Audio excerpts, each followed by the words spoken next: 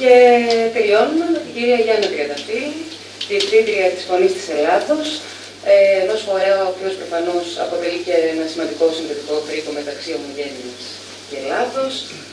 Το θέμα για το οποίο θα μας μιλήσει η κυρία Τριανταφύλλη είναι η ελληνική γλώσσα και η ομογένεια. Παρακαλώ. Η κυρία Τριανταφύλλη θα σας μιλήσει για καμία ελληνική γλώσσα 11 η ώρα βέβαια, γιατί ως μια πόλη σε τι κατάσταση είσαστε και δεν θα το κάνω αυτό, εννοείται. Ακούσαμε πολλά. Θέλω μόνο να μην με έχετε παρεξηγήσει, επειδή δεν όφιανα καθ' όλη τη διάρκεια της βραδιάς. Εμείς εργαζόμαστε και η Νατάσα Ψαρίνος είναι δημοσιογράφος στη Φωνή της Ελλάδας από τις 6 το πρωί σήμερα μέχρι τις 6 το πρωί αύριο. Η Φωνή της Ελλάδας καλύπτει με συνεντεύξεις, με αφιερώματα την ημέρα αυτή. Πιστεύουμε εμείς την ημέρα αυτή και βέβαια πάνω απ' όλα πιστεύουμε στην ελληνική ομογένεια. Μην ξεχνάμε ότι αν είμαστε εδώ σήμερα, είμαστε γιατί πήρε μία. Πάλεψαν πάρα πολύ οι ελληνικές ενότητες της Ιταλίας, δική τους πρόταση είναι, και βέβαια εμείς θα έπρεπε εδώ και χρόνια να την έχουμε υλοποιήσει. Η Φωνή της Ελλάδας, δύο πράγματα και φεύγω. Η Φωνή της Ελλάδας είναι το παγκόσμιο ραδιόφωνο της ΕΡΤ, είναι το παγκόσμιο ραδιόφωνο της ΕΡΤ, είναι το πρώτο ραδιόφωνο που βγήκε στον αέρα στην Ελλάδα από το 1938. Από το 1938 μέχρι σήμερα λειτουργεί εκτός από τα 2 χρόνια της κατοχής που οι Γερμανοί κατέβασαν τις κεραίες και τα 2 χρόνια τώρα τελευταία που κάποιοι άλλοι κατέβασαν αυτές τις κεραίες. Το θέμα είναι ότι η Φωνή της Ελλάδας είναι στον αέρα. Έχουμε πάθος για αυτό που κάνουμε.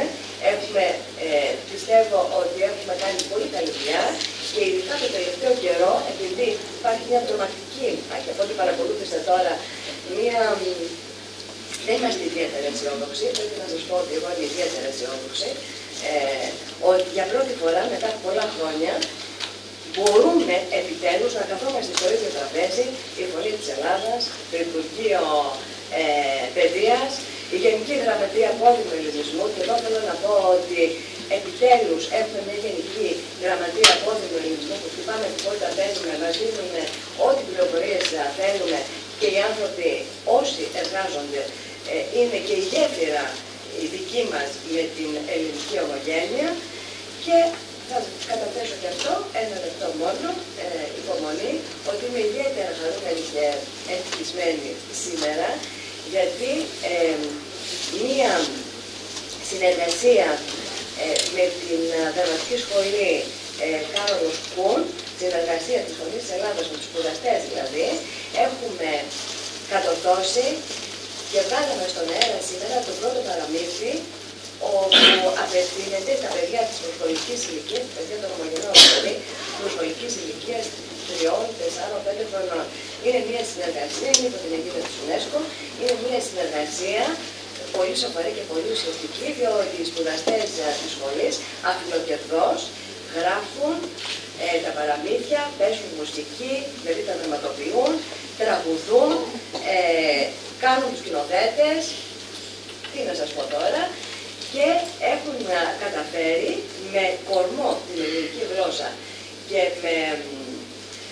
με μηνύματα για την πατρίδα, έχουν καταφέρει να έχουν οργανώσει μια σειρά παραμυθιών, τα οποία εμείς θα τα μεταδίδουμε κάθε Σάββατο και Κυριακή. Είμαστε σε μια συνεργασία τώρα με τη Γενική Γραμματεία Πόδιμου Ελληνισμού.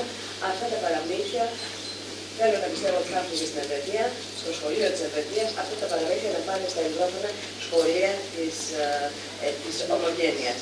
Αυτή την ώρα που μιλάμε εμείς εργαζόμαστε, και εγώ δουλεύω αυτή την ώρα που είμαι εδώ, εργαζόμαστε, το δουλεύουμε μέχρι τις 6 ώρα το πρωί, στηρίζουμε αυτή την πρωτοβουλία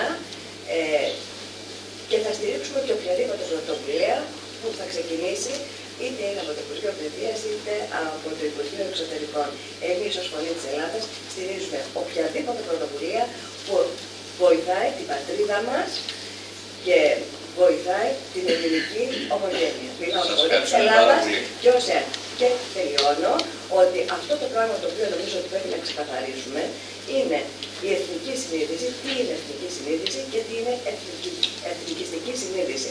Εγώ είμαι από εκείνες τις Ελληνίδες που πιστεύω στην πατρίδα μου, πιστεύω στη θρησκεία μου και πιστεύω κυρίως στην οικογένειά μου. Σας ευχαριστώ.